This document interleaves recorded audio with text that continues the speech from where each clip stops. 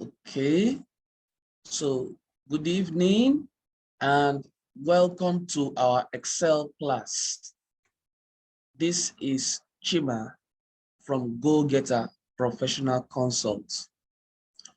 So I would like every one of us in the chat room to signify if he's seeing my screen and also hearing my voice, so that will be my cue to start the class. So if you are seeing my screen, if you are hearing my voice, go to the chat room and let me know.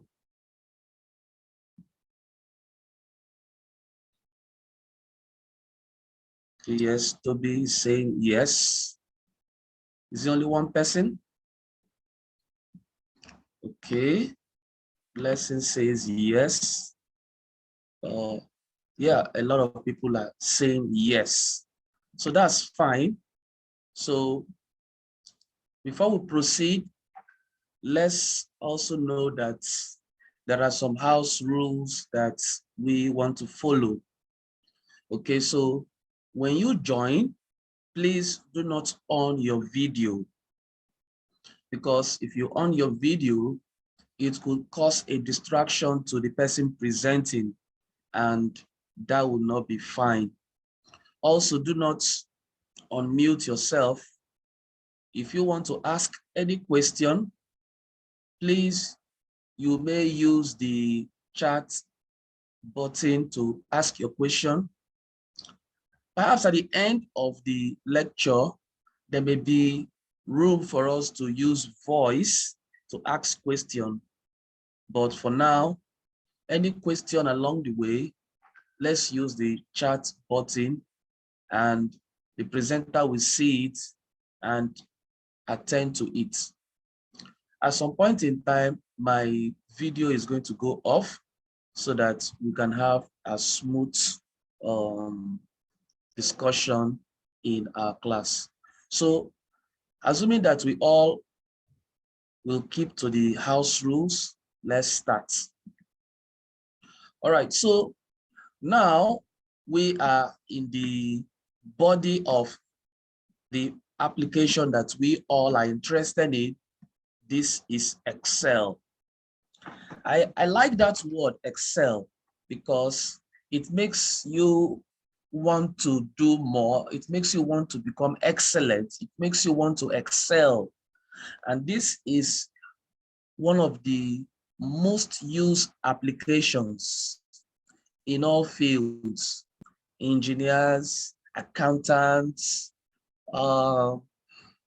businessmen, secretaries, name it. We all find use for Excel. And so how can we use Excel? Now, this lecture will make some assumptions that one, we have Excel application on our system. And so it means that we are not new totally to Excel. Secondly, we will assume that many of us do not have basic knowledge of Excel. And so I may need to go a little basic. But anyway, I will not go all too basic as if I'm teaching a child. So there's a level of assumption I will go, and there is a level of assumption I will not take. So now we have our Excel file opened. This is the Excel environment. Let's talk a bit about the Excel environment and familiarize ourselves with it. First of all, I'm using Excel 365. And so when we get to when we'll be using formulas, there are certain formulas that can only be used by Excel 365 or perhaps Excel 2021 upward. So we may need to find a way to bring a replica of that same formula for use for those who are having an earlier date of Excel. that's fine. We'll try to see how we can work around it. But if you are using Excel 365, which is for the subscription type of Excel which Microsoft is promoting, then that's fine. It means that you are covered. All right, so this is the Excel environment. When you open the Excel for the first time, there is going to be a heading. This heading, you will see Book 1, Excel. So this is the first time you are opening it. This is the heading. And now if you, first of all, want to work on Excel, I suggest you name your file. So you start by naming the file. Let's go to our browser and save this file as Excel class 1. I can decide to put the date here, 2023, August 6. And that's it. I save it. That's the first thing I usually do. So what's the advantage of doing that? The advantage is this. If you are having an autosave, each time you are working and you forgot to save, the Excel application saves your work for you automatically. You can set it to save for 10 minutes interval, 5 minutes interval, 1 minute interval.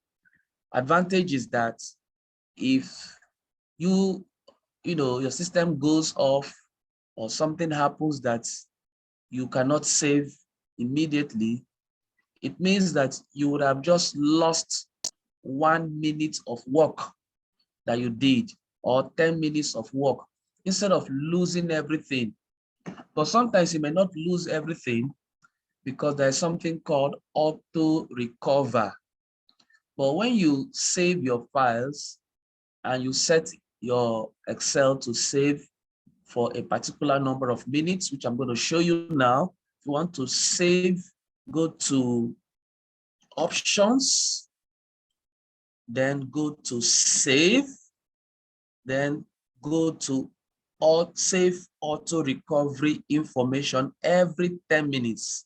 Now I'm going to change it to 1 minute and I'll click OK. So it means that for every 1 minute, my Excel file will be saving and I will not have any problems. All I will just be worried about is the last minute work may not have been saved if my computer goes off suddenly. And that's first thing first. We look at the environment of Excel. We have the File button, we have the Home, we have the Insert, the Page Layout, the Formulas, Data, Review, View, and Help. So many of these menu buttons, we call this the menu. Many of these menu can be found in other applications like Microsoft Word. You can see the File, the Home, and the Insert button. Even the page layout is there. But there's something different with Excel. We have formulas, we have data. Now, we'll be playing around these two menus because one of the reasons for using Excel is to work with formula and to deal with data. And so this is going to be where our focus will be dwelling much on. Then page layout is also important because you want your page to be formatted in such a way that when you print it out or save it as a PDF file, it will look good and professional when you send it out to your clients or to anybody who is going to be reading your work. You don't want to start printing and you'll be seeing a lot of funny things like it's a work of 2 pages is now printed as 6 pages. One of them will have just one column and it's so funny. So page layout is also important, which I'll show you what to do. So these are called the menu. So what is the file menu? The file menu, it's going to show you certain things like you want to open a new document. Now, if you go to the new document, you have blank workbook, which is normally what you will use. Welcome to Excel. You take a tour. If you are new to Excel, you can use this and take a tour of what Excel is all about. Then you have the formula tutorial. I would like everyone to click on that at your spare time and get a formula tutorial.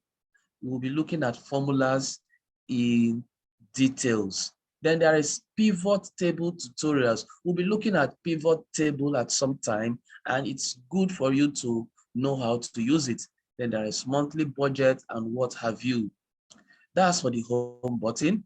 New, you get a new file. Open, you open an existing file. Info, you see the information about your Excel. Save. Now, when you click save, for the first time that you are using the Excel, when you click on save, it will activate save as. Now, so let me talk about save as. Save as is used when you are saving your work for the first time. So it will be asking you two basic questions. What is the file name? So let's see it. What's the file name? And this is the file, of course. Then where do you want to save? Look at it now. Where's the file name and where you want to save your document? So I'm saving my document in downloads.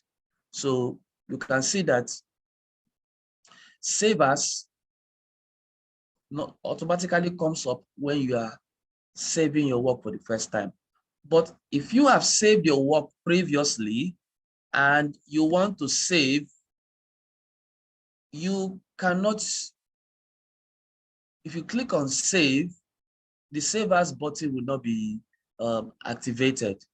So it will just save your work in the file name that you saved previously and in the file location that the first one was.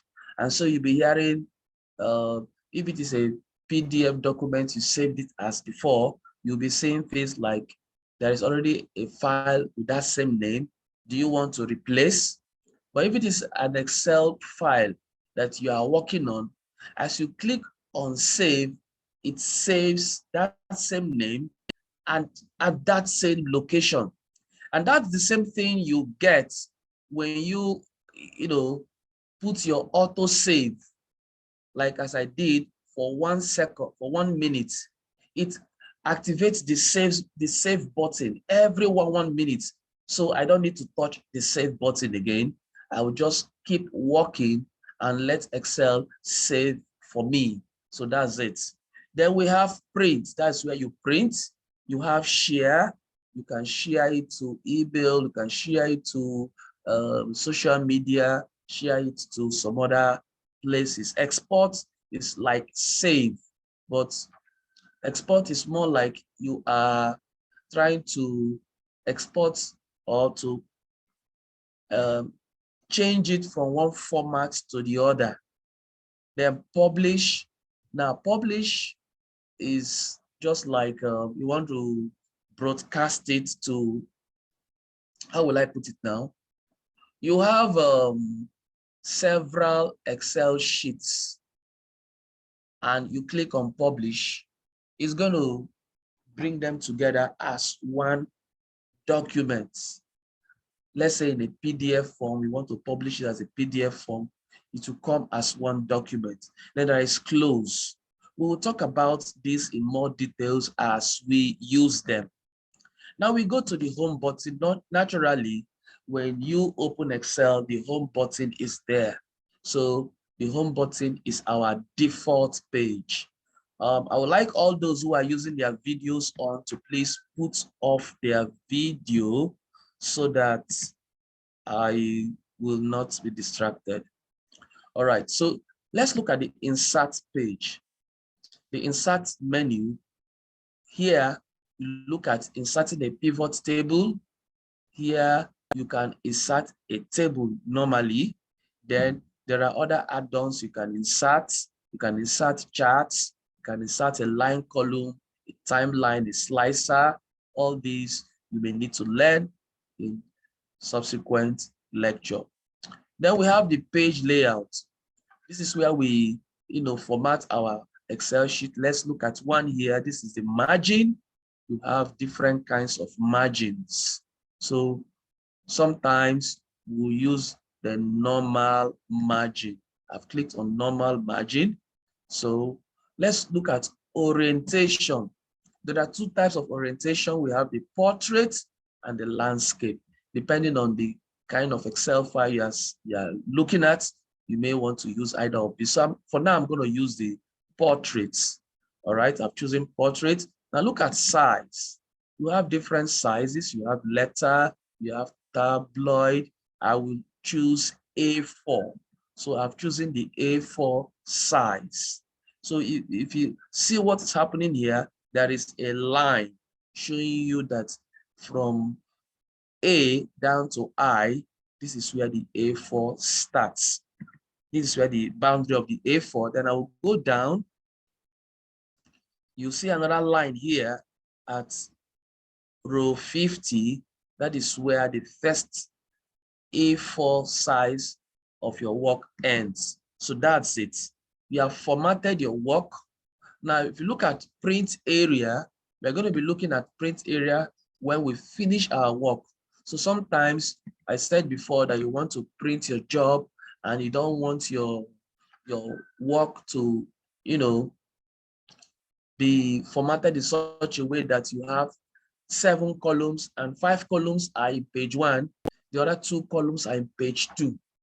There is a way you format it using the print area such that they will all be formatted well. Then we have breaks. We have page breaks, insert break, remove break. We'll talk about that. Then we have print titles. Now these print titles all has to do with how will your work be like when you print out your Excel work, or perhaps you save it as a PDF or so, and you are sending it to someone. You want them to see particular rows being repeated or particular columns being repeated. We're going to look at that when the time comes. Then there is the width, height, and scale. This has to do with the size of your work. Then there is grid lines. You want to view grid lines. What are grid lines? Grid lines are those lines you see here, vertical and horizontal. The moment I remove it, you no longer see a grid line. So sometimes, instead of formatting your work as color white, you may want to remove grid lines.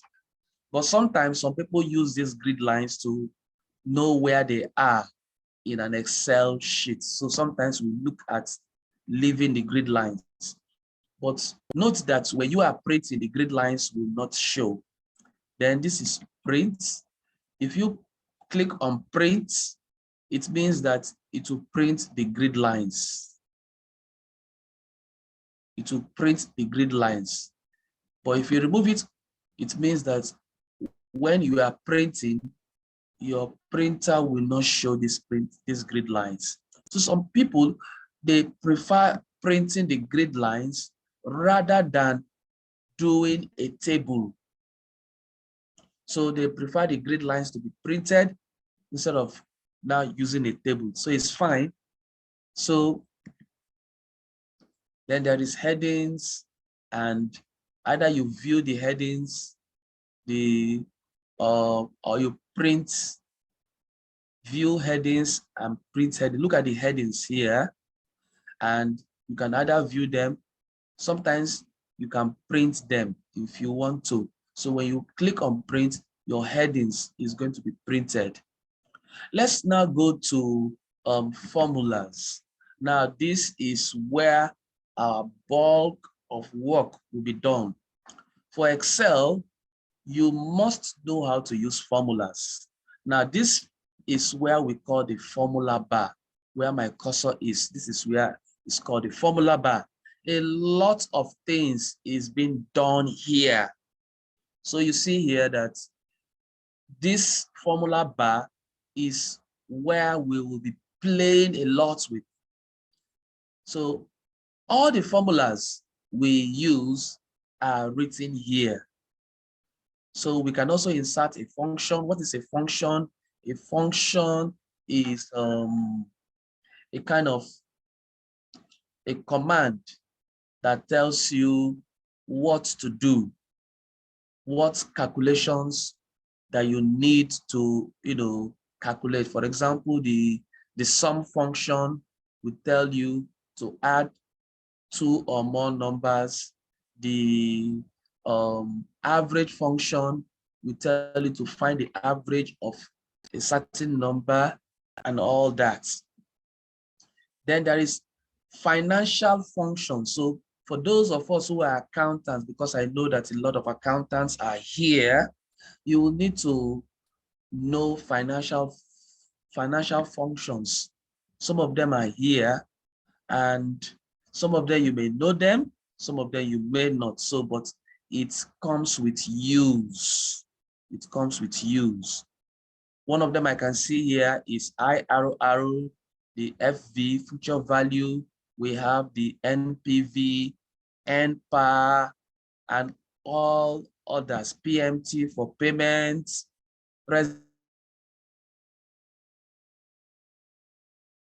functions. Then we also have logical functions. So these are logical functions that are used in Excel a whole lot. We have the AND function. This AND function tells you it's logical function such that if you give 2 conditions and or more, 2 or more conditions, and if what you are testing meets all the conditions, it will return true. And let's see one example here. Let's say this is 1, this is 2, this is 3, this is 4. Now this is 2, 4, 6, and 8. Now let me use the AND function here. So let me widen these things up so that you can see how the AND function is being used. You will say, you start your formula with the words equal to. So when you type equal to, watch the formula bar. Everything you type is in the formula bar. The moment you say equal to, it tells Excel that you have started calculations.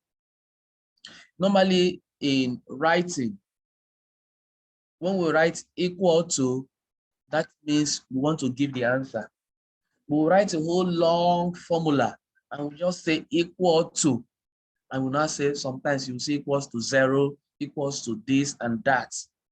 Normally that is it. But in Excel, you start your equation, your expression or your functions with equal to. So I'll come here, equal to and. So what is the AND function all about?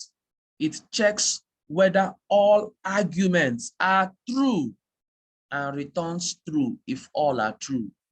If one of them is not true, it returns false. So let's check. And you open a bracket, logic number 1. The logic number 1 I want to test here is, this is a cell. I'll come back to a cell. I just want to show you how the AND function works. Okay, this cell equal to, let's say this is equal to,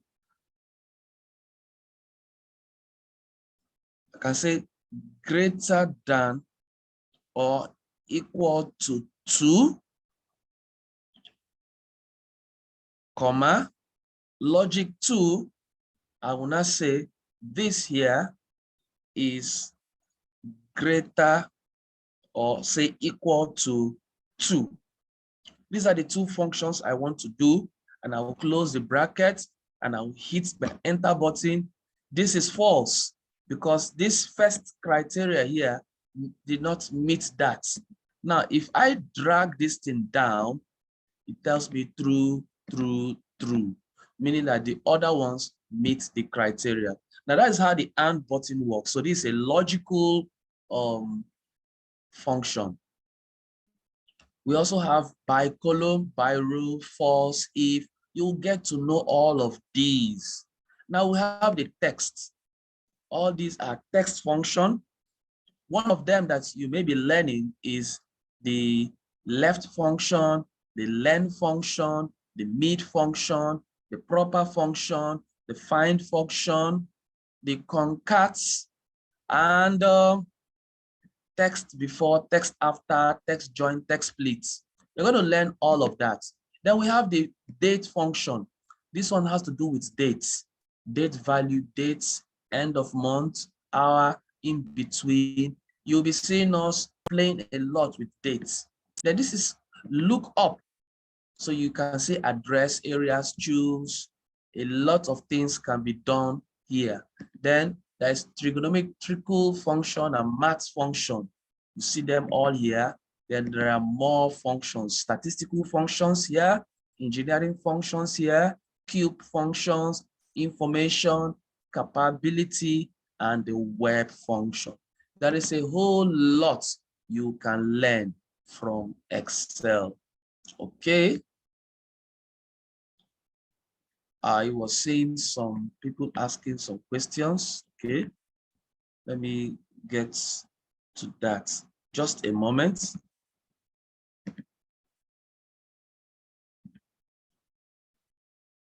Someone says, please, those formula, is it for accountants? All the formulas, they are not for accountants. There are some that accountants like to use. If you are familiar with it, you use it. There are some that engineers like to use. So all it takes is for you to know which function you are likely to use. All right, we have the formula bar. Then we go to the data.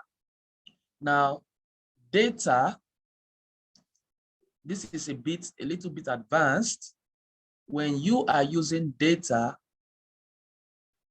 this get data is for you to get your files wherever they are and bring it into the environment for cleaning. So if you're a data analyst, you want to do some data analysis, you want to clean your file, you can get data from different sources, from your Excel workbook, from CSV file, from different file, from even PDF, even from your folder. You can get from database, you can get from Azure, you can get from other things. Mainly, you want to carry out Power Query. Power Query is an advanced usage of Excel. And since Power Query functions are now embedded in Excel, it is important for you to know Power Query. You can also get picture files. You can also get different kinds of files from which you can use to work with. So we also have refresh all, queries and connections, and what have you. All these are to be used for Power Query, which is something I'm going to show you how to use it. All right, so just a moment.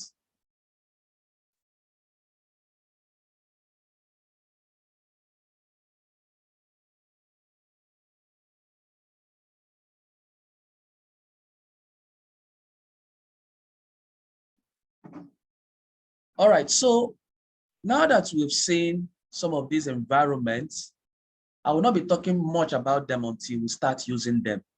Then there's a review.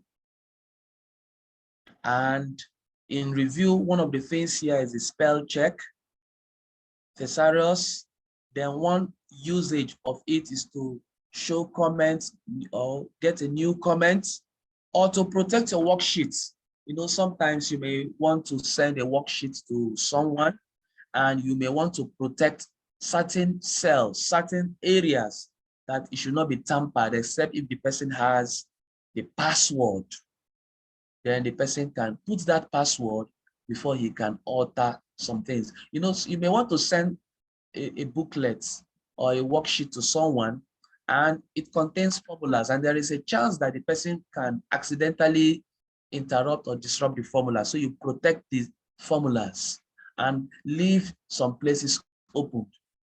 Then there is protect workbook, where you protect the whole workbook from being edited. You just want the person to view what you have done, and you protect the workbook. All right. Then we have view. We have a normal view. Right now, we are in the normal view. We have page break preview. You get to know that. Page layout. And we have zoom. 100% is what we are. We can increase it from 100 to, let's say we want to increase it to more than 100%. You can click on zoom, and I can click 200%, and I've increased my size to 200%. I think this 200% works cool for me, so we all can see what we are doing. So that's all about the menu. Now, the menu is, how many menu buttons do we have? We have 1, 2, 3, 4, 5, 6, 7, 8, 9. So the 9 menu buttons. The home button is just like your sitting room. Immediately someone enters into your house, the first thing the person meets is your sitting room. This is the home button. And you tell the person, welcome to my home. That is the home button. The rest are your bedrooms. So you need to now take the person to a tour of your rooms. These are the other rooms, and this home is your living room. Now, below the menu is something called the ribbon. The ribbon. This ribbon is very important because we do a lot of things with the ribbon. I will not talk too much about it because we'll be using it, and by default, the ribbon is always there. But some people can remove the ribbon so that they can have some space, but the ribbon is always there. You can add to your ribbon, you can remove certain aspects from the ribbon. Now, I'll just look at a few things in the ribbon and tell you about them. This is your font. This is your font tab in the ribbon. Now, this font tab, you will see the font type. There are different font type here, different type. So all you need to do is to put the font type that is readable. We have the font size. You can choose any font size. Then there is this A here, and you see up this subscript here going up. It's just like an elevator going up. If you click it once, it will increase your text. If you go to the next one, this is the elevator going down, you decrease your font size. This is your font color. You want to change the color from maybe black to red and all that. This is the fill color. What's the difference between a font color and a fill color? Let me show you the difference. If I click on this, it changes this to one red. Let me bold it now. It is now in bold. This is italics. This is underlined, right? Now let's see what a fill is. I click on this. Now the font is still black, but the whole cell has been filled with yellow. I can do the same thing here, and I click. You see, you have changed both your font color and the fill color. So you see, this is, you need to know when to use each of them, because sometimes for beginners, it may be confusing. Then there is something called merge and center. I ever since I learned something about fonts, I usually don't use merge and center. So I would discourage you from using merge and center for some reasons, but I will show you what to do when we talk about merge and center. Let's just say that I write this thing here, Go Getter Professional Consult. All right, so this starts from cell B and it extends to cell E, right? All right, so I can merge these cells together and I will come here and I have highlighted all of them. By the time I click merge and center, so this is looking at, this is merged already. So everything here now is merged. There's a disadvantage of merging like this. A better way would have been this. This is Go Getter Professional Consult. Instead of merging and center, I will simply come here and I will say Control 1. I'll do Control 1. Press my Control key and the button 1. And I will go to Alignment. And I will choose Horizontal Alignment. I want to do them horizontal alignment. And I will click on that Center Across selection. And when I click the OK button, it gives me the same feel. It's the same thing with this, but it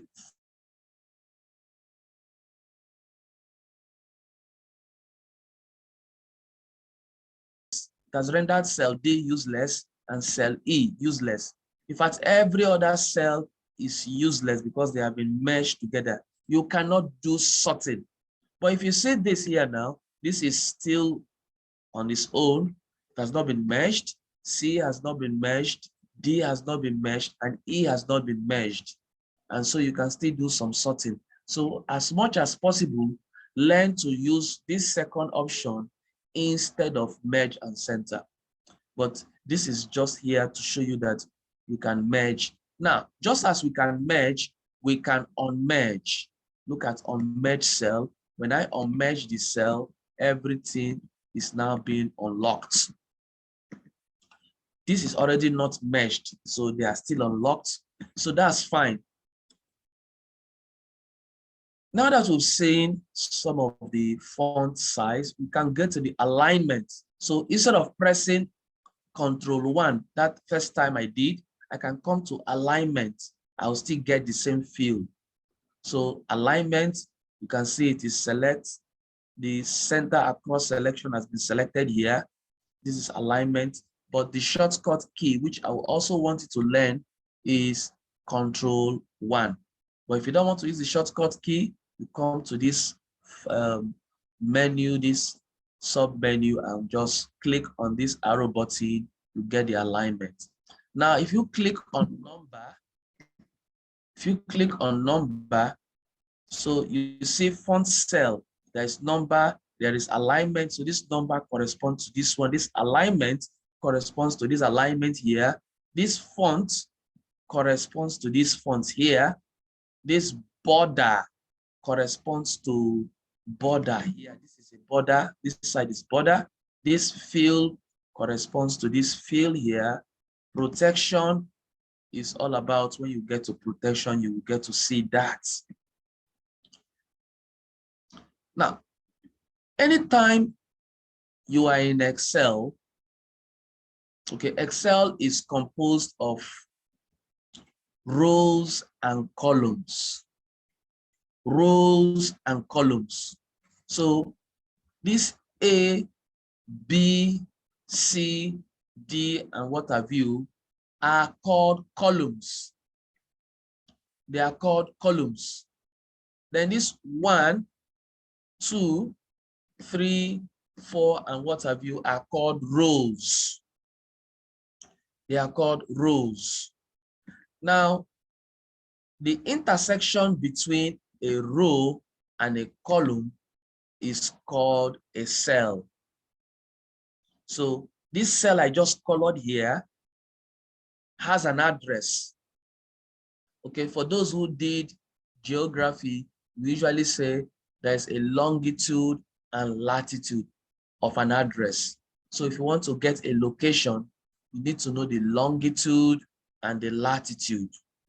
The same thing with Excel. The longitude is the row. The latitude is the column.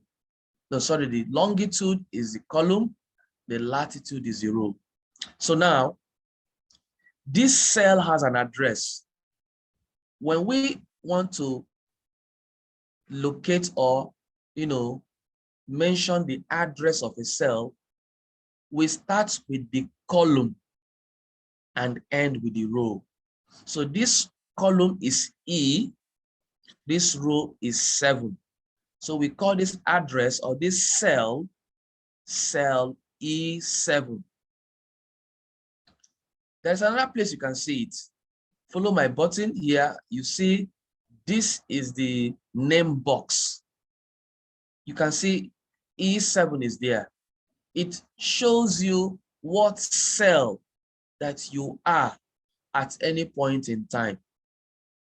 So this is the name box where it tells you the name of that cell at any point in time. So we're in E7. If I come here, it tells me we're in G2. I go here, tells me we're in H5. I come here, A1. Now your home cell, the beginning of the cell is called your A1. So if I click on H7, H6, and I go to my keyboard and I type home. Once I type home, it takes me straight to the first column on that same row. Let me press home again, it's still there.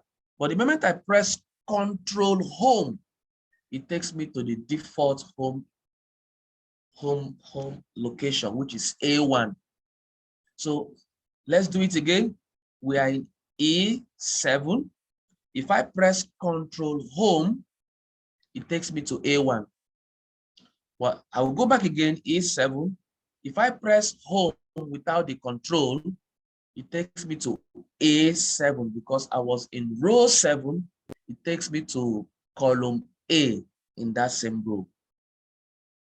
So whenever you are calling a cell, call the column first, then the row. So this cell is called cell A7. So that's all about the cell. There's a column, there's a row. So we'll be playing with the row and the column. All right. At this point now, I want to ask if there is anyone with any question. You can ask now. Let's deal with them before we move on. So who has any question to ask at this juncture? Let's see.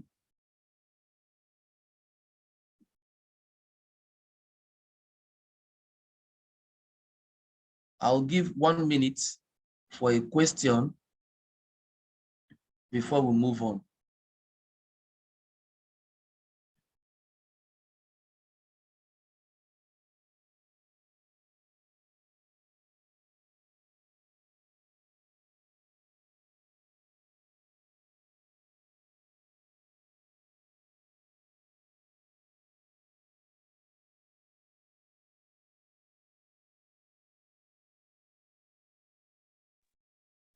All right. I believe there is no question, so let's move. It appears this is very basic.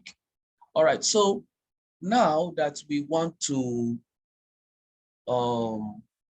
move on, let's see what we can do with Excel.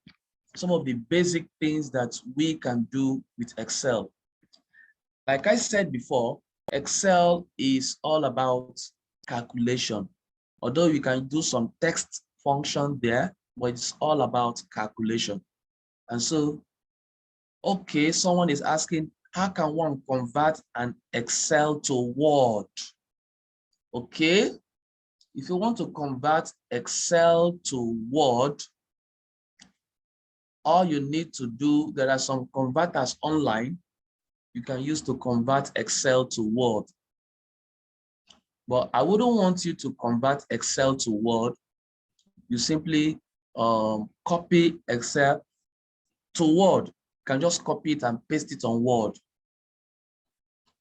Because if you try to use the save as, if you try to use the save, let's try to see, if you go to save as and you click on this side, there is nowhere you can see MS Word or DOC file.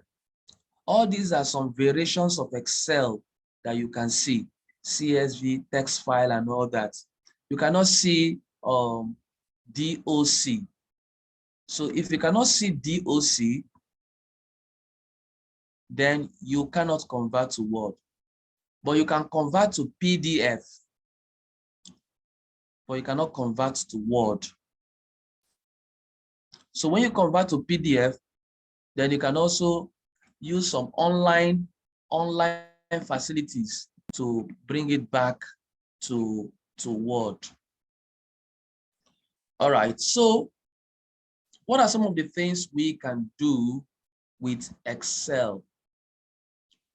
Let's look at some simple things we can do with Excel. All right, so this is a cell and this is another cell. Now, assuming I want to add these two numbers together, so let's do it together. This is a calculation we want to add together. Remember that when you want to start a function in Excel, click on that cell that you want your results to be. So I want my results to be in cell E5. My cursor is on E5. If you look at it here in the name box, I am on E5. I want the answer to be here. Now, how do I plus or sum these two? Remember, you want to start an Excel calculation, you start with equal to. You can even start with plus. They have the same function, but I usually say start with equal to. So what do I do? Now let's assume that you want to add 3 plus 6. You now say 3 plus 6. And you hit the enter button. It gives you 9. Let me highlight this result here. It gives you 9. Let me remove this. Now, this gives me 9. I am happy and life goes on. Okay? Now, let's imagine that your boss who gives you this thing to calculate and says, okay, I want you to change this 3 to 5. And I want you to change this 6 to 8. So you have 5 plus 8. It's no longer 9. What do? Will you come back now and start saying, you come to this, you click on this, and you go to the formula bar, or you double click and go straight to where you want to change. You cancel this 3 and you write 5. You come here, you cancel this 6 and you write 8. You get 13. But now you've gotten the answer. This is not an effective way of doing sum. In fact, you'll be very inefficient if you are given to sum 20 items on a row. So will you start changing them one by one? And you have different rows you need to sum. How will you be doing that? So there is a need for us to do something else. Now, instead of summing the numbers itself, Excel looks at the cell. It doesn't look at the numbers. It looks at the cell. So what is the best way to do this? I will tell you, equal to cell C5. As you can see on the screen, plus cell D5. That will give me 13. So Excel does not care at this point the figures in the cell. Excel is thinking logical.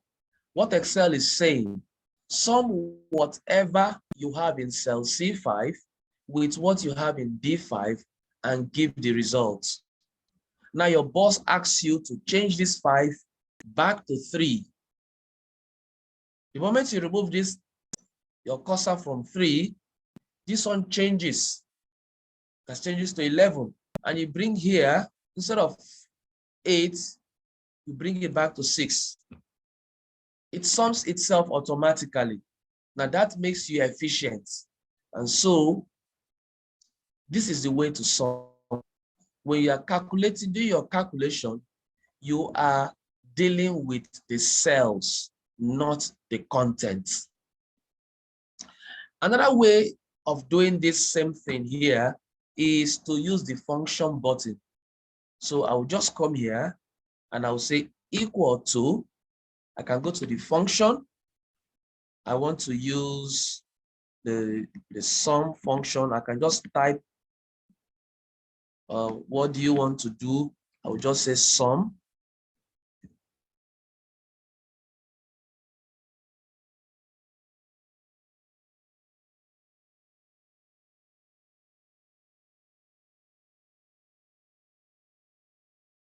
And I will go. I have seen the sum function. I will click on it. What's the first number you want to sum? The first number you want to sum is C5. Enter button, 29.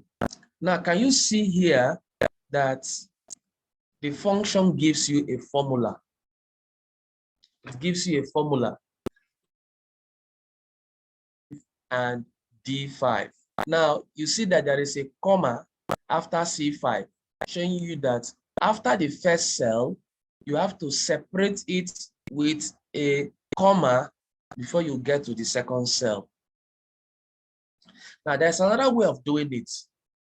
Okay, so let's look at it now. Instead of going to the function area, since you know that it is sum, you start with equal to sum. You open the bracket. You can type C5. The moment you type C5, Excel automatically selects it. Or you can take your cursor and click on C5. Okay, I'll do it again. Sum, open your bracket, C5, you've selected it, your cursor, Excel automatically knows. If you can see the guide here, it's telling you to put a comma. But you want to sum a range of cells. Okay, let's look at it when we have range of cells. Let's come here. Let's say here is 1, 2, 3, and 5. And let's say here is 4, 5, 6. And you want to sum this range together. You can decide to say equal to sum, open a bracket, A5, comma, B5, comma, C5, comma, D5. Then you close the bracket, hit enter button, it gives you 17. This is far better than trying to sum them one by one and putting a plus. It's far better because if I change this from 5 to 6, it changes. If I change this to 0 to 9, it changes. If I change this back to 5, it returns my answer. But there is a better way. Let's assume that you are summing 20 items. Will you keep adding comma and taking them one by one by one by one until you get to 20? So Excel wants it to be more efficient. So if they are all in a range means they are all in a straight line without separation. There is no blank, cell, they're all in a straight line. You can use a shortcut. Just say sum, open a bracket, take the first cell on that range. Now, instead of using a comma, you use a colon. So you change from comma to colon. This is a colon. The moment you put a colon, it repeats the first number you have. Go to the last, and so it changes. Close your bracket, hit the enter button, it gives you 17. So now, the difference is you have just used 2 cells. But the first one is you are saying add the first cell to the second cell, to the third cell, to the fourth cell, and give me the answer. But this new one is telling me add the first cell to the fourth cell. So the colon here, this colon in Excel means to. This is to. While the comma, you're just separating one cell from the other. So this is a more efficient way of adding your numbers. Now let's look at this. When you finish adding a set of numbers, what do? You don't come to the second column to start repeating the process again. All you need to do is come to the first one that you've added, make sure that your cursor becomes a black cross. You hold your mouse, or if you're using a laptop, you hold your left part of your mouse mouse, then you drag. So Excel copies the formula. It copies the formula. Now, what Excel does is whatever you have it and is repeated in the next row. So Excel copies the pattern. It copies the formula pattern such that if I drag this thing down here, Excel is copying the same pattern that because there is nothing here, this is 0. So Excel is copying the formula pattern. So the moment I put 1 here, it has changed to 1. I put 2 here, it's adding up. I put 3, it's adding. Let me put 4, and I got 10. So you see, Excel copies the formula pattern such that you get the same thing. So there is a need for you to know what is called a relative cell and a fixed cell. Relative and fixed. What is relative? Now, in this formula here, this is relative in the sense that Excel is copying the formula it had in cell E3 and taking the same format relatively one step down. So what Excel is saying that this formula applies only to this row. When it goes to the next row, take the items or content in the second row and do the same thing. Goes to the third row and do the same thing. That is called relative. Now there is something called fixed. Let's see an example of a fixed cell. How do we get a fixed cell? You add a $sign. You add a $sign. So let's look at something here. If I say equal to sum, open a bracket, and I put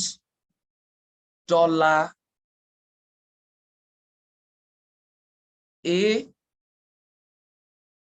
$A4, okay, $A4, okay, and I put a column,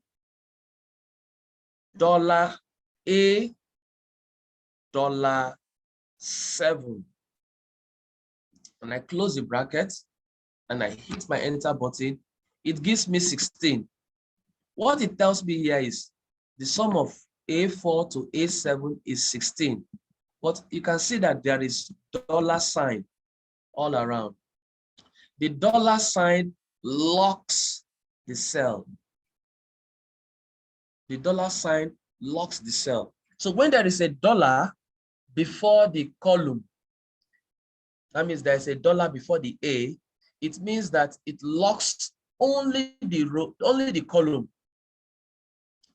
If there is $sign before the row, which is before the 4 here, it means it has locked the row. It means if you try to drag across, you will not get the desired result. You will keep getting what you have been getting. So let's see what will happen. If I drag this down to the next cell, I'm still getting 16. Why? It's because this is not relative anymore.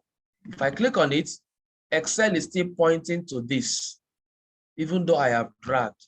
Now, if I have come here and do the same thing, if I have come here and do the same thing, how will I achieve the same thing here now? Let me put this. Now I have achieved the same thing here. This is my 17. If I drag this thing down, you know, before when I drag, I got 23, right? If I drag it down, I'll still get 17, not 23. Why? It's because this is no longer relative. It is still fixed. It is still saying that, look at this first one here. It is referring to this range of cell.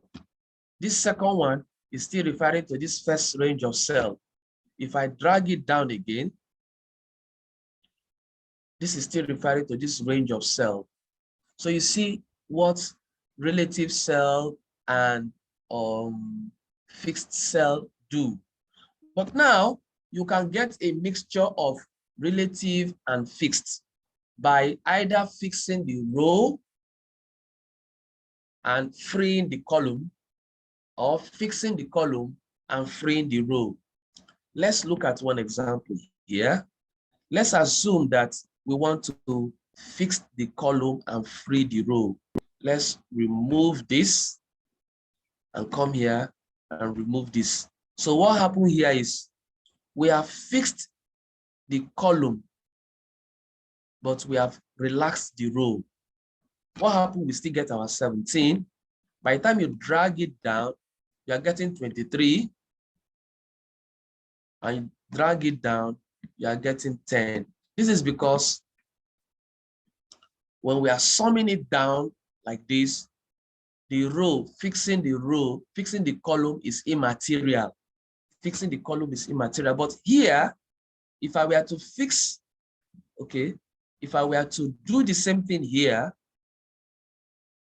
by removing this and removing this, look at what will happen.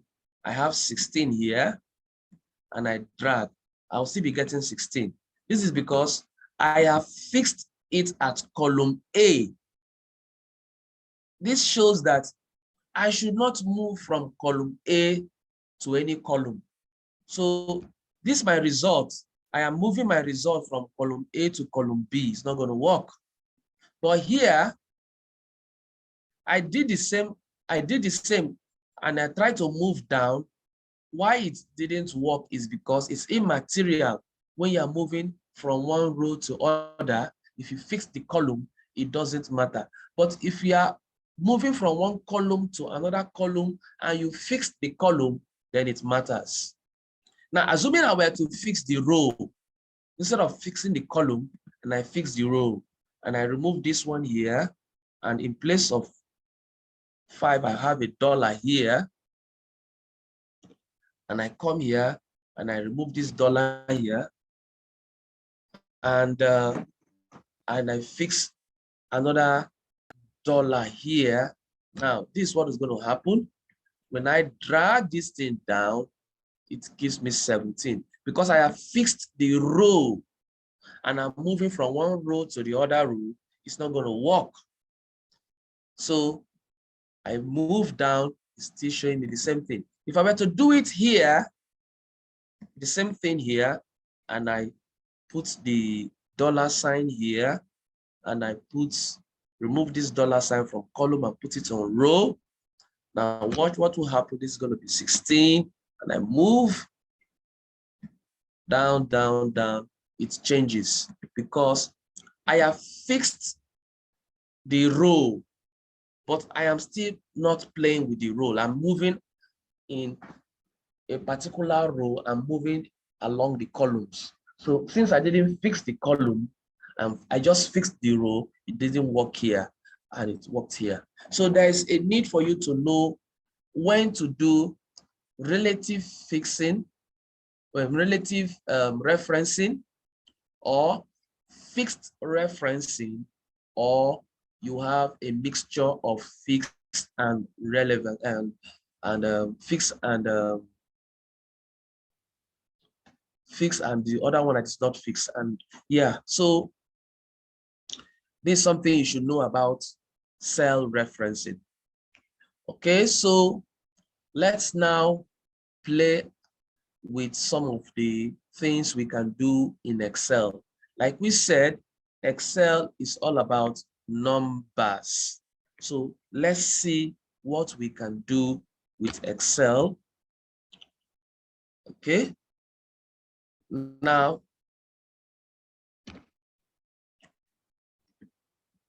let's see what we can do.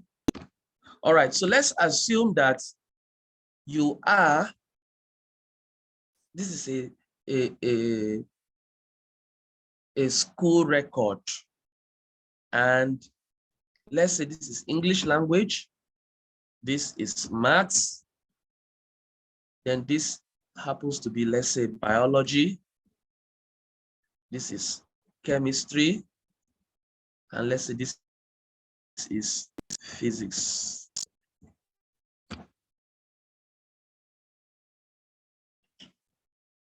Okay, now we want to find the total score here. We also want to find the average.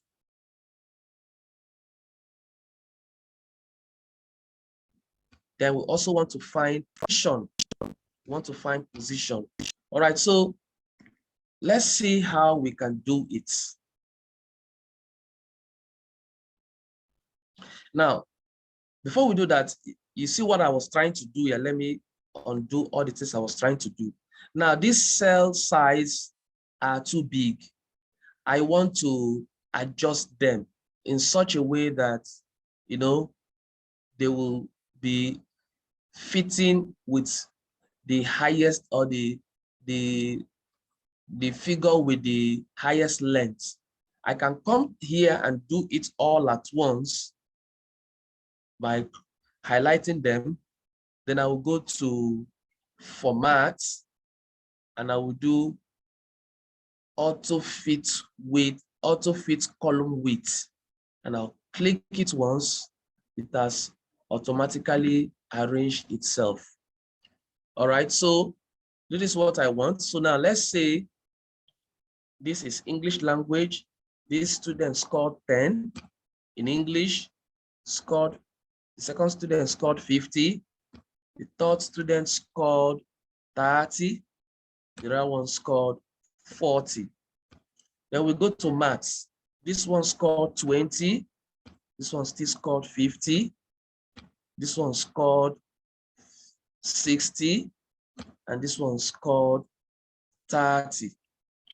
We go to biology. This one has scored 80, this one scored 50, this one scored 70, this one scored 60. Then we go to chemistry.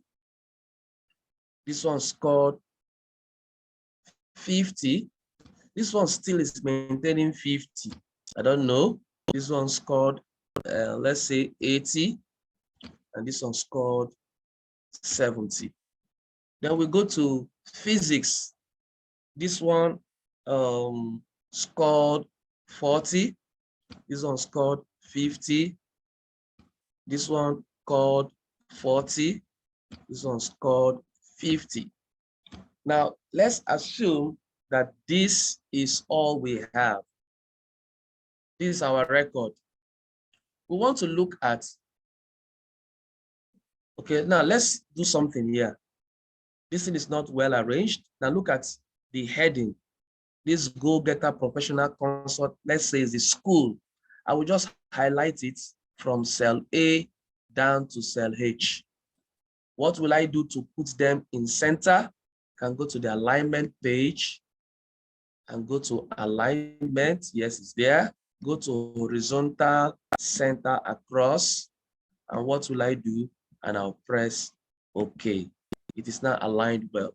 What will I do? Let me give it a red color. Let me make it bold. Let me make it underlined. Let me make it italics.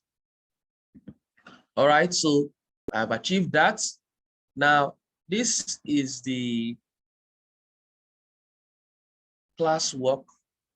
Now, these are the courses. Okay. I can decide to put everything in a table. If I want to put them in a table, now it's border. I want to put them in a border. This is not a table because a table is different from when you put them in a border. Just because there is a border on something like this doesn't make it to be in a table in Excel.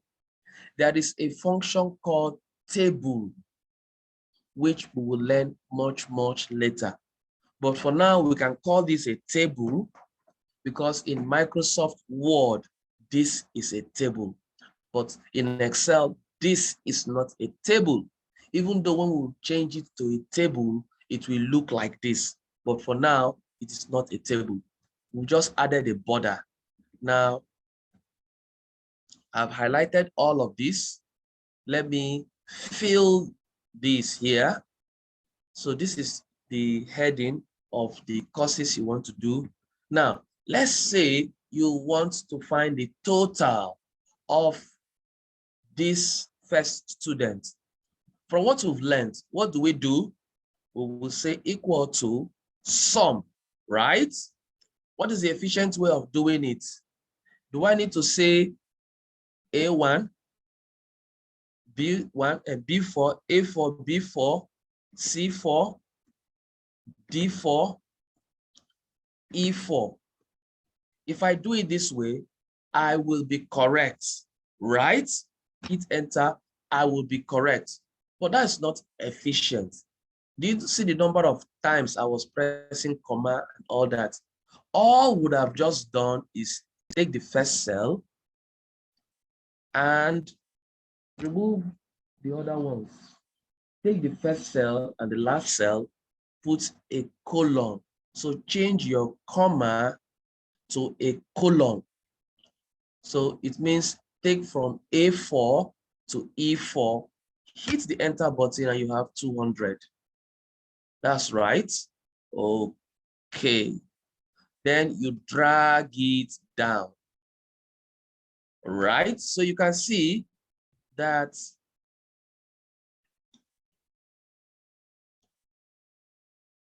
we have our total here. I want to change a figure so that two people will not have, okay, let's leave it like as it is now. We'll come to when two people have the same score. All right. How do we calculate our average? There are two ways of calculating average.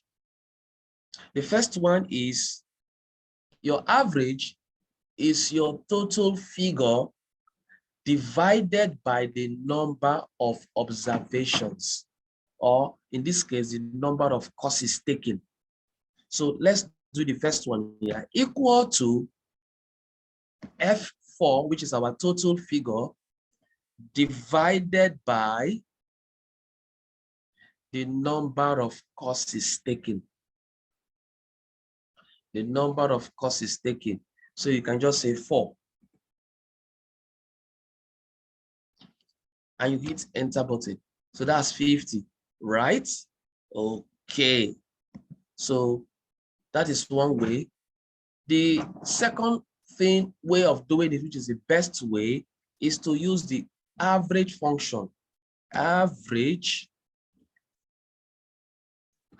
function is there for us. Open a bracket. It does the same thing with what we just did. Take the first column, take the first cell, put your colon, take the last cell, close the bracket, hit enter. It gives you the same thing. Okay, so the other time you got 50 because I used 4. It's supposed to be 5. 1, 2, 3, 4, 5. It's supposed to be 5. Let's do that again.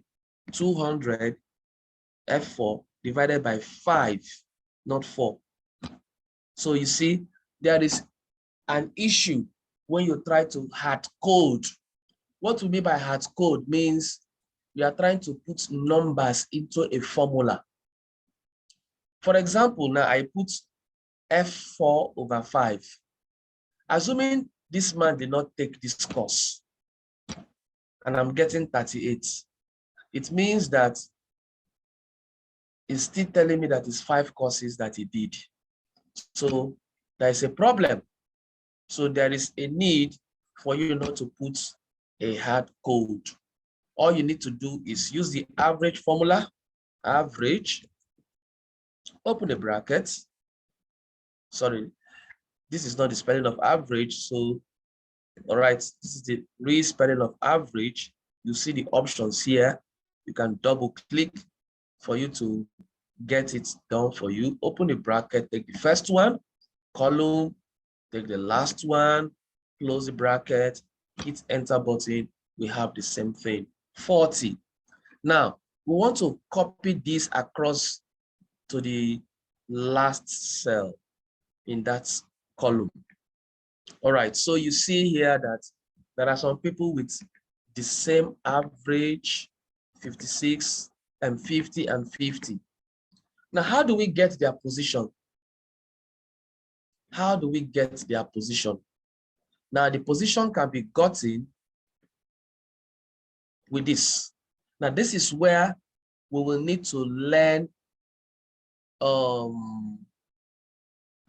referencing style. It is going to be fixed, or if it's going to, to be free. Now, let's look at it now. We say equal to which function can we use for position?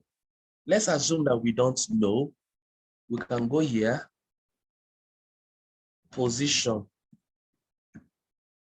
Let me just see. Okay. There are some here that will give you position, but this is not what we are talking about. Another word for position is rank. Let's see, rank. Wow, there is a rank formula. So let's use the rank formula. We click on the rank formula. Now the rank formula is asking you for the number you want to rank. Now here, the function is available for compatibility with Excel 27 and earlier. Now rank returns the rank of a number in a list of number. All right, what do I want to rank? So my first argument would be rank this number, which is in G4, which is 40 here. But you see here in Excel, Excel is telling you that the cell is what it is concerned with. It's just merely telling you that this cell contains 40. But I'm not using the word 40, I am using G4. All right, I'll go to the next cell. What is the reference? The reference is here. It's an array of, or a reference to a list of numbers. So what it's telling you here is, what is the rank of G4 in a list of numbers ranging from G4 to G7? That is what it's saying. What is the rank of G4 in this array. So what I will just do here is I will just click on this figure or click on this symbol here, and I'll come down here, hold my cursor, drag it down to this. So I have selected G4 to G7. As you can see here, G4 to G7, and I will come back here. Then I'll go to the next cell. What is the order? What is the logical order? The order is a number rank in the list sorted in descending order. So if you put O or 0, it means it is in descending order. If you omit it, it is descending order. Then if you rank in the ascending order, it could be any non-zero value. So let's leave it. Let's assume that we omit it, and you click on enter. So this is in descending order, meaning that this is the list number. It means that the position is position number 4. If I drag this thing down, this is position number 2. I drag this thing down, this is position number 1. I drag this is position number 1. Now, can you see something here? This is position number 4. This is position number 2. Quite true. This is position number 1. Quite true. Now, can this also be position number 1? Can you see that this 50 is the same thing here as this 50? Whereas this one is position number 2, this is position number 1. What went wrong? It is because we used a relative referencing instead of fixed reference. So let's look at it again. Let's click on this, and it is showing you that you are referencing these 4 cells, which is correct. Now I hit the enter button, I check here. Can you see that it is referencing 4 cells here? There's a blank here. It has omitted the first cell. So it is moving relatively down like that. You go to the next one here. You see it has omitted these first 2 and it's taking these last 2 cells. That's the problem. And here it's taking this one and this blank.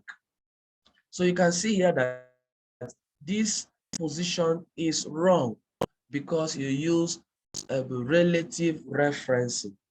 Now, how can you correct it in such a way that it will always be referencing G4 to G7 whenever it is moving up, down? So look what we are going to do. We're going to go back to this cell. This is, we are looking for what is the rank of G4. Closed cell. These cells G4 to G7 are closed. And so you want to fix it. How do you fix it?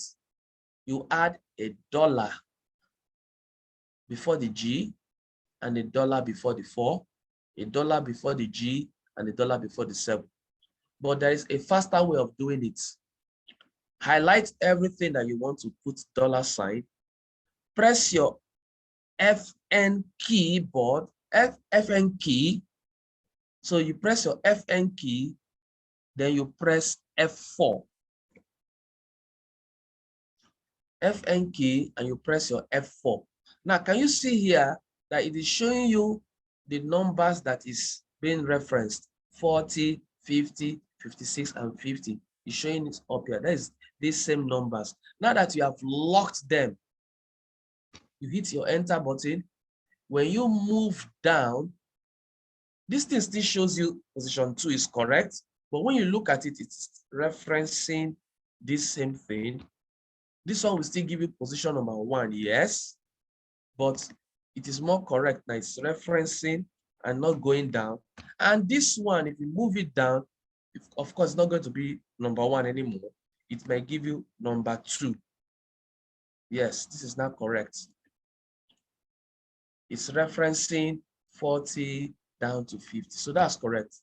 So both of them, you have the same value. So they have the same position. Now, let's assume that this happens to be 40. So you see, this one has changed to position number 3 because this one is now bigger than this other one. So this is position number 1, position number 2, position number 3, and position number 4. So this is how we use Excel to get position. We have gotten our total, gotten the average, we've gotten our position. Now, this is one way we can use our Excel reference style. Okay, so what other functions can we do with Excel? I'm trying to make it simple right now. I'm trying to make it simple. All right, so let me show you one other function that you can do. Let's say, let me move this thing here. Let me go to the next, keep shifting. All right. Let's say you are about to send an instruction to the bank. So you have your bank instruction you want to send to the bank. This is a sheet for you to sell and for you to send money to some of your debtors. Maybe you have a list of debtors here. This is, let's say, serial number. You have the bank. You have the account name. And you have the account number. Sorry. Let me just put NO. Then you have the amount. Now let's see something here. Let me make these, let me format them auto fit column width. All right. Now, this is number 1. The name of the bank, let's say this is Zenith. Account name, let's say this is Go Getter.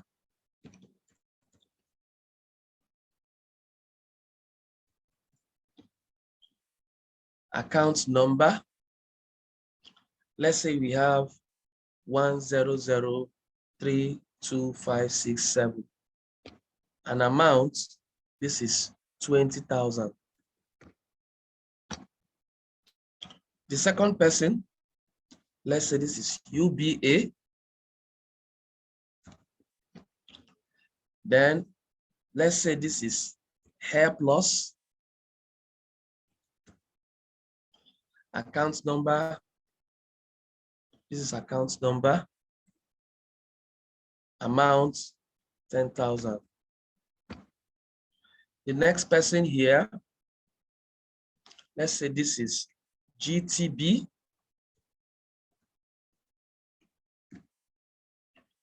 Then the account name, let's say the account name is Chima. Account number, this is 0023438,490. And we have 5,000. Okay, so this is serial number. Instead of you writing 1, 2, 3 and keep going, One better way of doing it is this. After getting a 1, you put equal to and use a formula, and you say 1, this cell here, J4, plus 1. So it keeps increasing. So all I'll need to do here, from this second one, I'll keep dragging. I'll keep dragging. So it has increased. So you don't need to keep writing 1, 2, 3, 4, 5. Just do the first formula. So this formula is saying here that whatever is on top, add 1 to it. So here, if you look at it here, you add 1 to this figure, you get this figure. This 4 here, how did you get the 4? Add 1 to 3. How did you get your 5? Add 1 to 4. That is what it is now. Now, this account number and amount, they are all formatted in the same way. But this is not supposed to be a text. It's not supposed to be a number. It's supposed to be a text. And this is supposed to be a number and not text. Now let's see what will happen. Let's do a test. I can say equal to is text. So checks whether a value is a text and return true or false. Is it a text? I open a comma. If I click on this and close it, hit the enter button, it's false. This is not a text. This is a number. Wow. I want it to be a text. Do you know why I want it to be a text? This is because when I have leading zeros in a number, leading zeros disappear. What do I mean by leading zeros? You know, leading zeros are when a number or a text starts with 0. For example, account numbers. Like account number for Chima here, supposed to start with 00, but now, because it is not a text, but a number, the leading zeros have disappeared. So what do? I will need to change this from being a text from being a number to a text. What do? I will just come to the beginning and add an apostrophe sign. And I have it here now. It is now a text. See, it's true here. It's a text, it's true. If I come here and do the same thing here, and it is now a text, and I'll come down here, it's now a text. Now this one, is it a number? There's also something called is number. Is number, you know, the first one was, is it a text? Let's try if this is a number. Close the bracket. Yes, this is number. These are numbers. All these are numbers. Now imagine that this is a text and you want to convert a text to a number. Let's assume that, let me bring all of this down here. I want to convert this text to a number. How do I convert it to a number? Equal to, when you multiply this text by 1, anything you multiply by 1 is the same thing. It becomes a number. Can you now see it is the same thing? And you drag. So let's test whether this is a number. Let's test the first one. Is number. Let's test this first one. I'll get false because this is a text and not a number. Now let me try the second one. Is number. I'll try it down here. I'll Close it. Yes, it's a number. So when you multiply a text by 1, if that text is a number text, it changes it from a text to a number. But if you want to change a number, it's given here as a number, you want to change it to a text, all you need to do is add apostrophe. Now, can you see here, this was a text and this is a number. Okay, now let's copy this. I've copied it, which is Control C. I will paste it on itself to remove the formulas. What do I do? Okay, let me start again. I highlight the text, I copied it, or I will come down here. Okay, let me highlight it again. I can right click and copy. I can come to this same place and right click and paste. But now this is your paste special. Instead of you to paste special, you can choose this option, which is paste. I don't want to do it that way. You have paste values, which is what I want to do. Paste the values. I can come here, paste formula. I can come here, transpose. I can come here, formatting. I can come here, paste link. But what I want to do is to paste the values. Another way of achieving this is by Control-Alt-V. This is my paste special. I can come here and paste the values. Let me paste the values. The essence of pasting the values is to remove the formulas. Now I want to show you something that happens when I remove this formula. Now this is a number. It's true. This is telling this a number, and these are text. Let me drag this down so that you see. All these are text. They are not numbers. All these are numbers. So let's see what happens. If I put a 0 here, let's say I put 2 zeros, what will happen? I hit the enter button, the zeros are not there. This is because in numbers, you don't start a number with 0. So there is nothing like leading zeros. But look at the text. I come here and I put 0, 0, hit the enter button, it stays. It stays. So you see here, with your leading zeros here, this is a text. So why do we need to convert numbers to text? One, if you are not going to be adding those numbers or do some mathematical calculations with them, there is no need for them to become numbers. Keep them as text. For example, your account numbers, your phone numbers, especially because they start with 0, your phone numbers are not going to be added to one phone number plus another phone number to get a sum. They are text. Keep them as text. Secondly, because of leading zeros, account number, phone numbers, they're all leading zeros.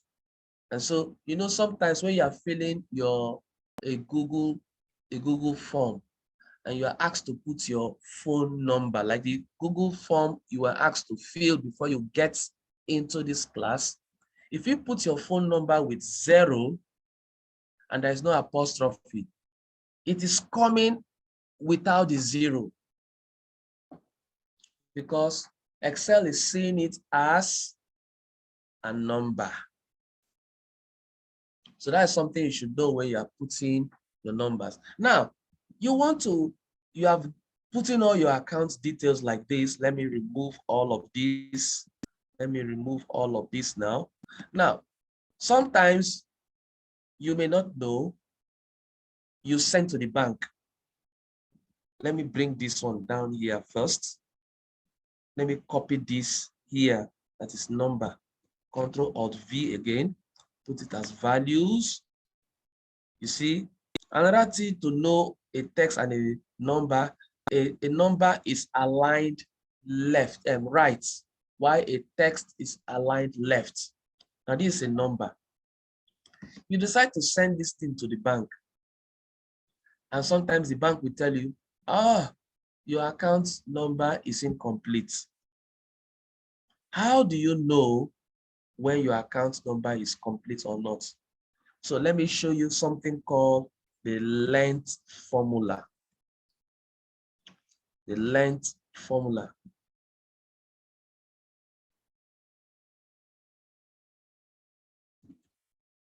How do they spell length again? All right. Sorry, we are still learning. All right. Now, this is, before I go on, now this is, I wanted to spell it in uppercase, and I ended up spelling it in a lowercase. I can correct this mistake using the formula upper. Open a bracket. I will click on this, close the bracket. It changes everything to upper.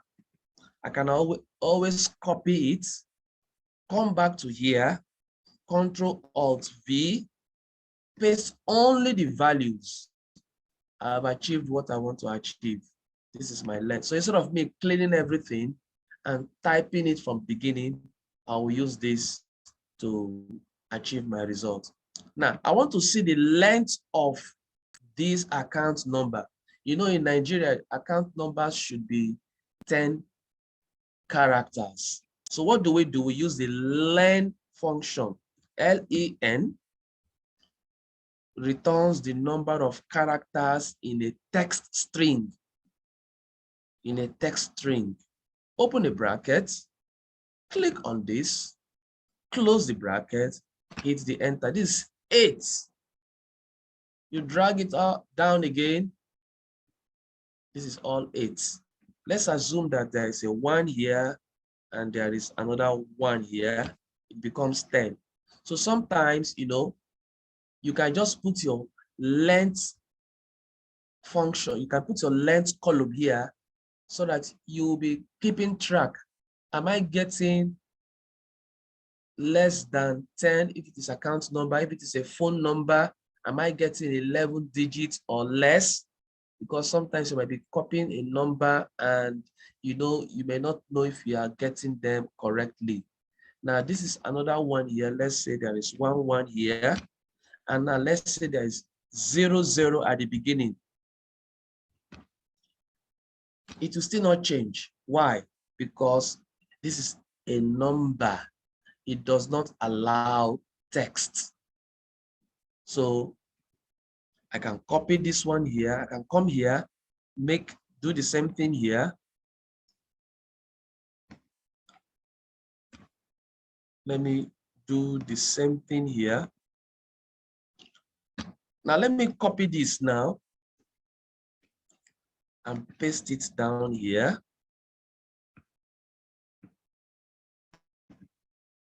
Everything has aligned to be 10, 10. So you will immediately know that, yes, this person has not given me correct account number. And so you will now call the person and say, please, can you give me the correct account number so that I'll be able to put the correct thing. Now, when it comes to amount, you want to put your comma. Sometimes you don't want to put decimal, but you want to be able to know whether this is 20,000 or 200,000 or 2 million without using toothpick to come and start counting. So all you need to do is either you click on the comma style, or you come to, okay, I've clicked it and it gives me the comma and a decimal. Let me undo. I can come down to this number style and go to number. I can go to number. The category is number. I can come here to decimal place. If I don't want the decimals, I can remove the decimal. I can use a 1000 separator. And if I want my negative numbers to be showing me red with a minus sign, it's fine. If I want my negative numbers to show me just negative with a minus sign, or if I want it to show me as a positive number without minus, but let it be showing me red, I can do it that way. But some people like it to show you negative number and red. That's fine. You click OK. So you see here, it has shown you as 20,000. There is no decimal places. So all decimal places is being rounded off to the nearest whole number. If you want to put decimal now, you can come here, and by the time you click on this, it increases the decimal places from 0 to 1. Click it again to 2 decimal place. You click again to 3 decimal place, 4 decimal. You want to decrease, do the same thing here, do here, and that's it. But you know, in numbers, if it is currency or money, it's good to put them in 2 decimal places. Now, you like to leave the numbers here, you can add the total here by saying sum, and you take the first one, column, take the last one, close it down, you hit the enter button, and that is your sum. So this is the sum you want to send to your bank to pay up all these customers. Of course, you can hide this function, this length function, because it has served its purpose. This length was to show you your account number length, if you have gotten it right or wrong. Now let's look at phone numbers.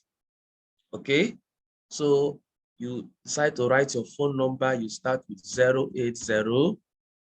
080-695-685-30, and you hit the enter button. It gives you a number, the leading 0 is off. How do you deal with it? You can come here again, sorry. You can come here again and deal with it. This is number. You can come here, custom, or be special. Okay, no. Let me see.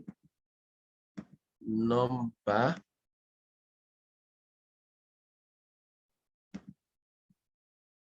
Okay. You can also use the special. I think that special will work with English United States. Okay. English United States. Phone number.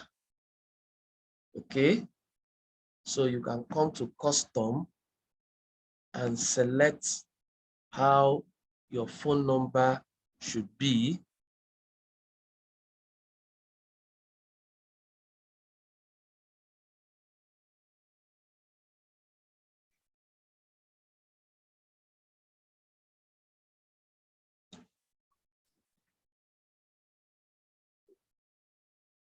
Okay. Sorry.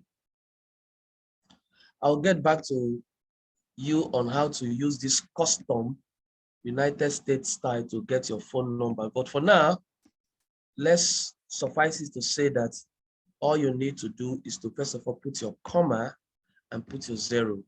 It changes everything from your number to a text. But the other one I was trying to show you is one of the best way you would have done it. And when you get that custom phone number in place, all your numbers will follow that same format. So all you just need to do in your phone number column, just put your phone numbers and it will be formatted that way. All right, so now you have your phone number. You come again here. You want to do the second phone number, put your comma 080-560-39396. Hit the enter button. By the way, if you want to reach me on WhatsApp to ask questions, clarifications, these two numbers are the numbers you can reach me on. So do well to save them and ask me questions on that. So this is how you you do your numbers. Now remember, this is phone number. You're not supposed to add them. Now let's see what will happen when you try adding phone numbers.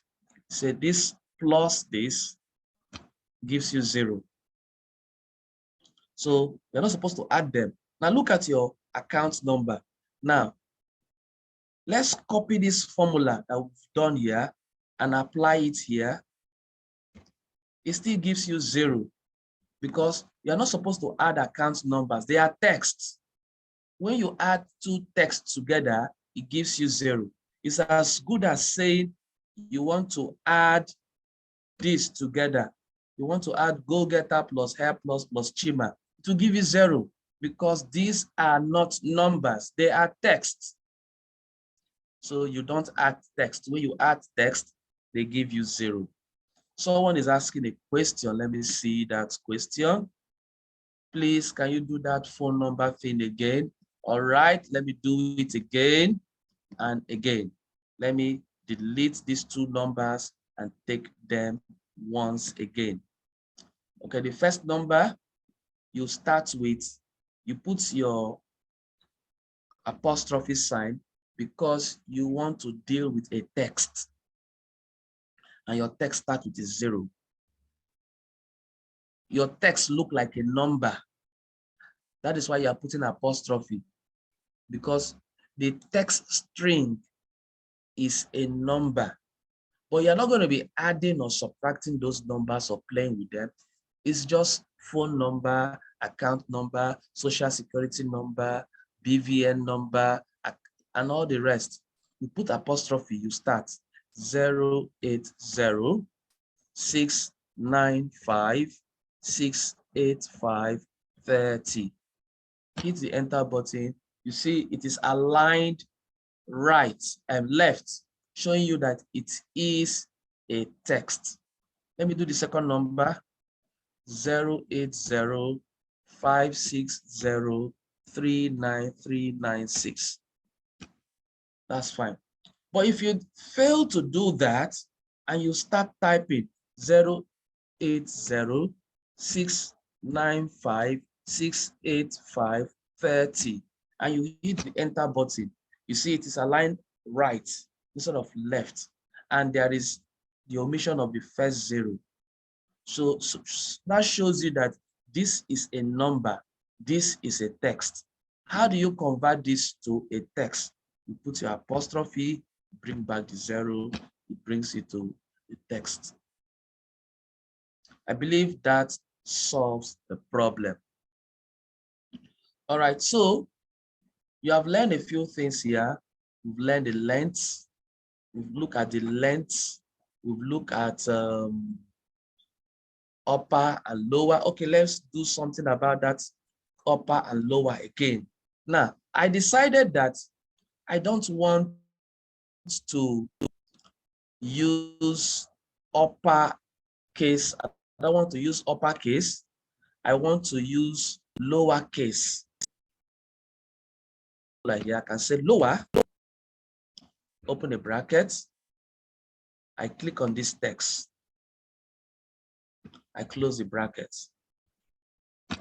You see, it is showing me in lowercase. If I drag this thing across, it's going to show me all in lowercase. Okay, then I said, oh, I want them to be showing me the first letter to be uppercase, the rest to be lower. It is called proper. I will say proper, open the bracket, now click on this, close the bracket, hit the enter button. Yes, this is proper. As I drag, this gives me what I want. So this is how I want to use it. So I will now copy this. Control C is copy. I'll go to the first side. Control Alt V Because if you do it as Control V, let's try and do Control V, which is paste. You see, it has changed the whole thing. You are pasting the formula, not the thing you want to paste. What you are doing here is you are pasting, since you move 2 steps down, this thing is moving 2 steps down to paste the formula for all of this. So that's not what you want to do. So I usually do, if I want to paste values, I'll do Control-Alt-V, and I will come here, instead of pasting formulas, which is what you were doing, you paste values. And you click on OK, and I have gotten what I want. All right, so now you've learned that. Another thing I want to teach you again now, before we call it a day, is the left, right, and mid. Left, right, and mid. All right, so let's start with the left key, the left function. So this is a left function. Let me call this one left function. Now, what does the left function do? Let's see. Equal to left, open a bracket. I want to take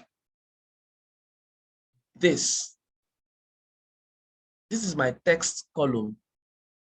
I want to look for the leftmost part of that text.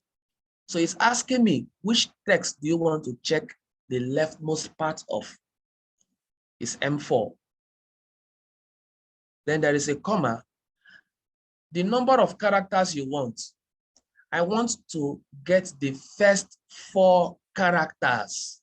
So I put 4 and I close the bracket and see what happens. It gives me 1010, which is the first 4. This is very, very useful. Very, very useful. You will see some of these usefulness. Now let's look at, if you drag it down, it gives me the left part of the formula. Now let's go and look at right. Let's say this is right. This is right. Now, I want to look at the rightmost part of these figures or this text, and I will say this is right. Open a bracket. I want to still look at this, comma. I want to see the last 4 digits. Last 4 digits. You put 4 and you close it. And this is it. Last 4 digits. All right. Then there is something called mid. Mid. What does mid do? Mid is a better version of left and right. Let me teach you the mid function, and I will use it to replace the left and the right. Now look at mid. Mid, instead of 2 arguments, mid has 3 arguments. So I will start with mid. It returns the characters from the middle of a text string, given a starting position and length. Open a bracket. You see it has which text I want to use. I will take this, comma. What is the starting point? What is my starting point? I want to start from the 5th character. How many characters do I want to return? Comma. How many characters do I want to return? I want to return 4 characters. I'll put 4, close it. Now it's telling me that go to your account number, count to the 5th character and start returning from that 5th character. How many characters are you returning? Return 4 characters beginning from the 5th. Enter. So what it does here is this is 1, 2, 3, 4, 5. So it starts from this 5 and it's returning 4 characters. This 1, 2, 3, 4. So that is what it's returning. So that's it. Now I can use this mid function to replace the left. How do I do it? All I will do here is the mid function here, open a bracket. I'll take this text here, comma. My starting point is the first character. How many characters do I want to return? I want to return 4. Close the bracket. I've returned exactly what I have on my left. I've used mid to return exactly what I have on my left. All right, so how do I use the mid to replace my right? Okay, so what I will do here, I will start here, mid, open a bracket, look at the account number you want to, this is the account number you want to find the text. What is your starting point? So you want to return the last 4 digits. We have already seen that there is a length. This is length 10. The length is 10, right? Okay, so assuming you don't know that the length is 10, what will you have done? You want to know the length of this account number and you minus 5 so that, okay, so you minus 4 so that it will return from the 4th position. So look at what you do. You will either say length, open a bracket again, you come here, comma. So it's going to be 10 now, right? Minus,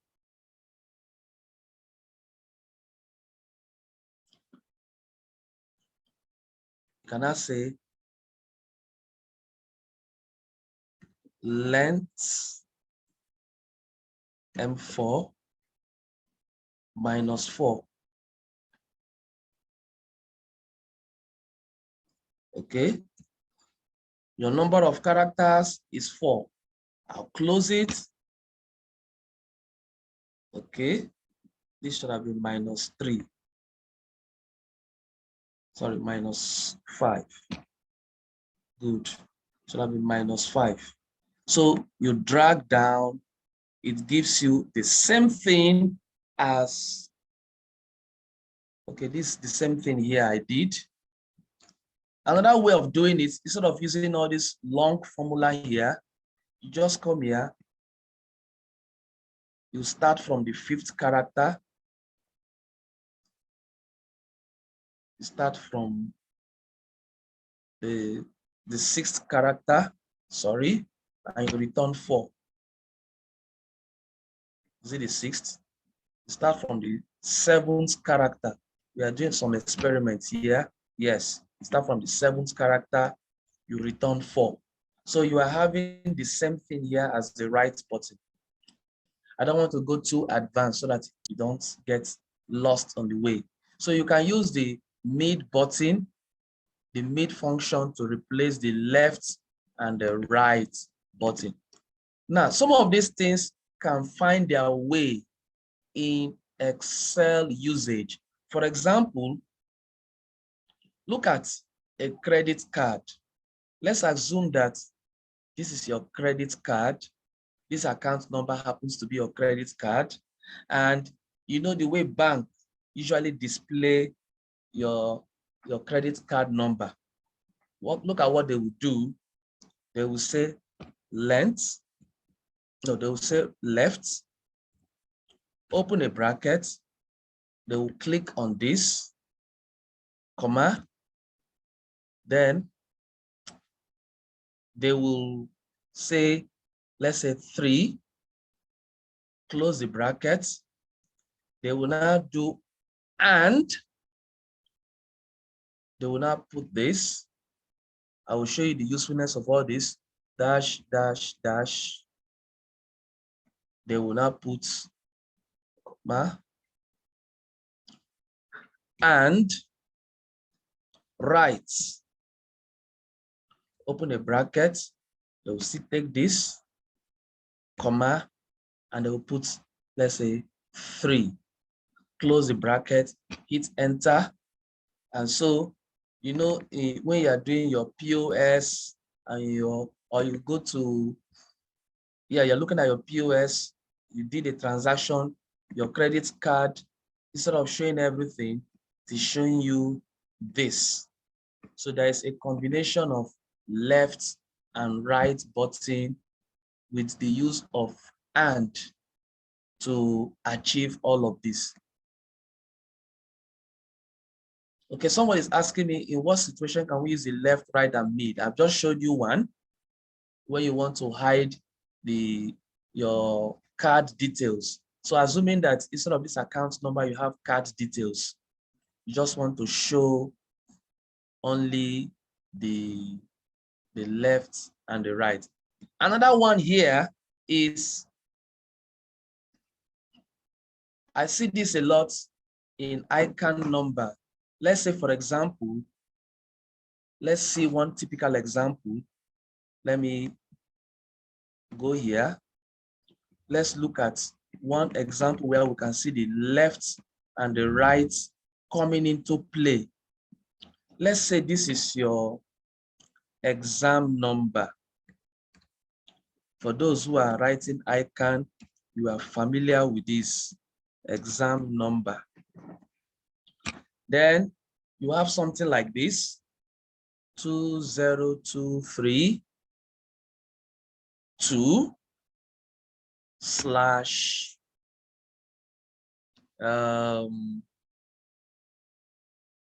let's say 210234 slash S slash 13456. This happens to be your exam number. Now, this practical way.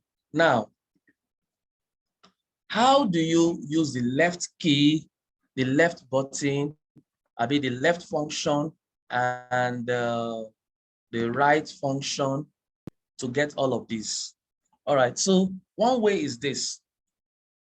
This is supposed to be a work, an assignment, or a work, or a project, but let's just do it as an example. Now, we know that this first 4 digits is supposed to be the year. So let's say this is the year. This is the year. Okay. Now, how do we extract the year? How do we extract the year? We simply say left, open a bracket, take this text, comma, you want just 4 characters. You close it, hit enter. This is the year. So this is the year 2023. We want to check the diets.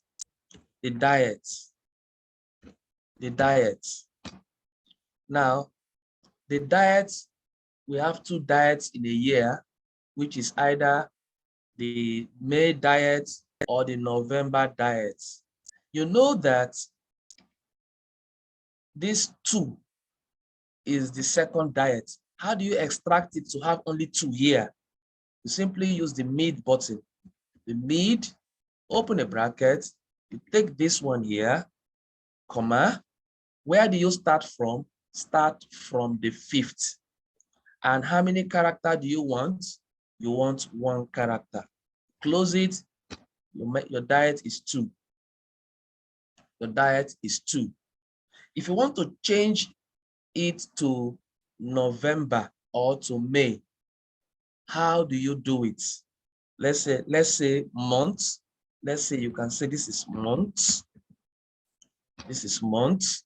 Okay. So you can use something called the lookup function. Of course, you can come here and say diets, and you can come here months. And you can put 1, you can put 2. Anywhere it says 1, change it to May. Anywhere you see November, anywhere I see 2, change it to November. Okay. Of course, you know this is a text. You can change this text to a number by multiplying it by 1. So it becomes 2. So what do? You want to change this month. You want, anytime you put a 2 here, it changes it to November. There's a function called the lookup function, which I will teach you in details later. But for now, let's use it to do this exercise. You have the VLOOKUP, open a bracket. You are looking at these values, comma. Where are you looking at it from? You are looking at it from this array. You fix it array by holding your FM button and clicking on F4. All the dollar signs are in place. So you've locked it, comma. Your result should come from which column index number? So this is my column index number 1. This AE column is index number 1. AF is index number 2. I want it to be from index number 2. So I close it. I put 2 here and I close the bracket, hit enter, it's showing me November. So watch now. Assuming I change this to 1, watch what will happen if I hit the enter button to change it to May. Automatically change it to May. I come back here, I put 2 here, changes it to November. Then this is, you want to know your level. The level you want to have here, you want to know your level. And let's see something here. This is symbol, and this is level. So if it is F, we have skills, F, S, and P. And if it is F, it gives you foundation. If it is S, it gives you skills. If it is P, it gives you professional. All right. So what do?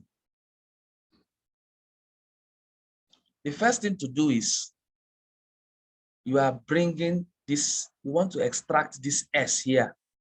There are several ways you can extract this S, but from what I've taught you, I will use the mid function to extract it. I will come here, mid function, open a bracket. I'll take this text here. Then the starting point is going to be, this is 1, 2, 3, 4, 5, 6, 7, 8, 9, 10, 11, 12, 13, 14. The 14th character. And I want to return just 1. And look at what happened. It gives me S. Then I will come back here, VLOOKUP. I'll wrap this thing into a VLOOKUP. And I will say VLOOKUP, open a bracket. Everything I have done before here is in the brackets. That is what I'm looking for. Comma, I'm looking for them where? I'm looking for them here. And I'll lock this. Sorry. I'll lock it with my dollar sign. Everything is now locked. Then I will put a comma. I want to return the second index column. I'll close the bracket, hit, it gives me skills. So if I change this to P, it gives me if I change this to P, Why is it giving me foundation? There's something wrong. If I change this to F, it should give me foundation.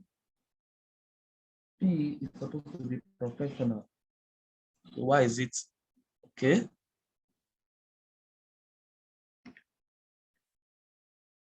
Okay. So if I go back to S, it gives me skills. So you see, this is the level here. Then I just want to get the number of courses I wrote. Number of courses I wrote. Number of courses I wrote. It will require you to get another formula. Number of courses you wrote. From here, you wrote 5 courses. How do I know it's 5 courses? It will make me to use the write function. I can put write, open a bracket, and I'll click on here.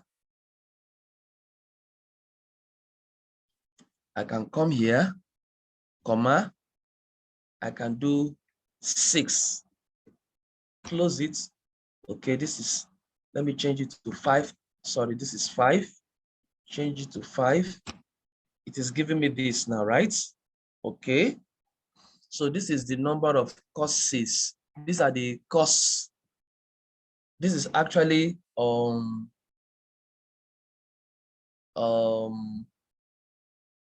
this shows that you wrote about 5 courses. Yes. Okay. These are like the course code.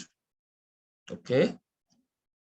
I can come here and do length, the length function, and I'll close this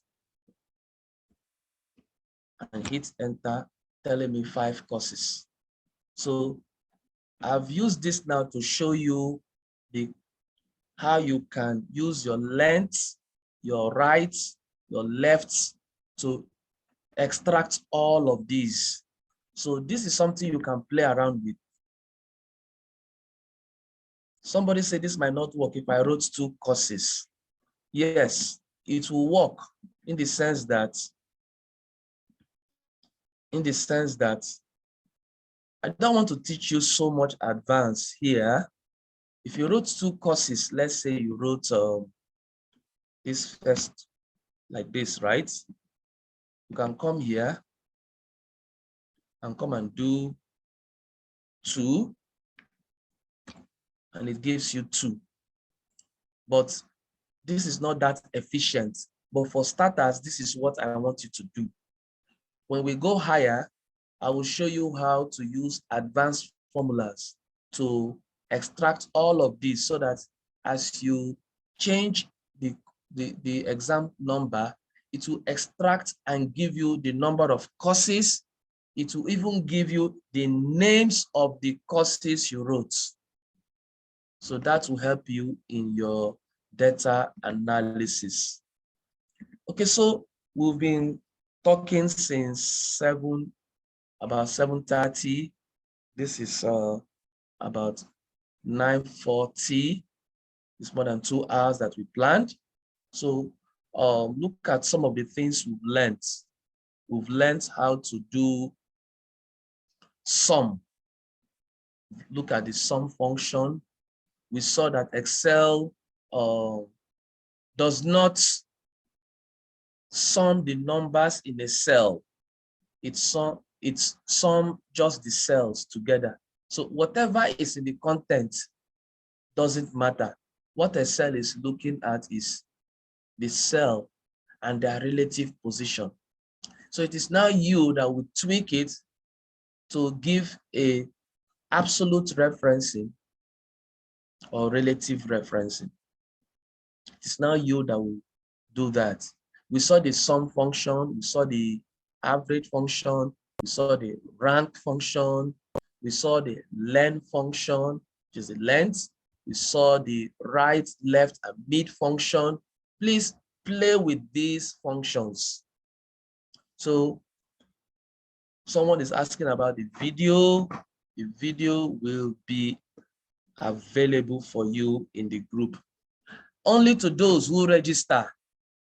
So if you register, please, if you have not registered, please go and register.